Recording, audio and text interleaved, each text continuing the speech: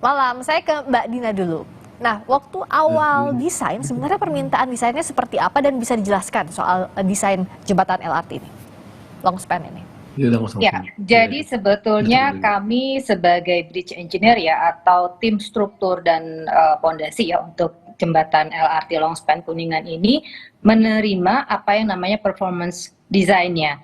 Jadi apakah itu alignment dari treknya, kemudian kemiringan dan sebagainya, itu kami sudah menerima dari yang kompeten di bidangnya. Jadi kalau kami, saya memang tidak bisa menjawab karena bukan kompetensi saya untuk menyatakan bahwa lengkungnya memang harus seperti itu dan sebagainya, karena itu sudah merupakan studi tersendiri dari tim track. Jadi tim alignment dari track LRT tersebut, di mana sudah mempertimbangkan banyak hal, termasuk lokasi-lokasi dan lahan yang tersedia.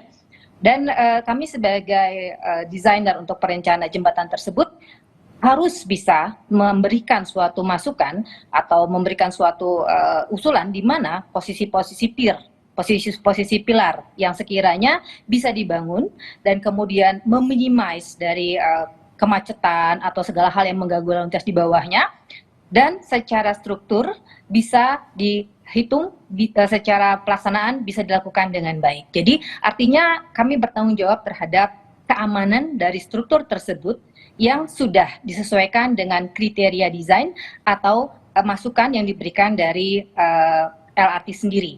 Jadi kalau di sini bisa kami sampaikan sudah dilakukan uji beban juga untuk LRT ini sesuai dengan bebannya dan alhamdulillah sudah terlaksana dengan baik. Jadi di sini bisa kami sampaikan kami sudah memperoleh sertifikasi layak fungsi untuk jembatan LRT Longspan Kuningan ini. Begitu, Mbak. Jadi semuanya itu sudah based on alignment tadi ya, sudah berdasarkan standar yang ditentukan dan sudah diuji pula. Jadi sebenarnya ini sesuai dengan apa yang direncanakan awal, sederhananya demikian begitu ya Mbak Dina ya? Betul sekali. Betul. Jadi kecepatan-kecepatan sudah disesuaikan, gaya-gaya kecepatan itu sudah disesuaikan juga.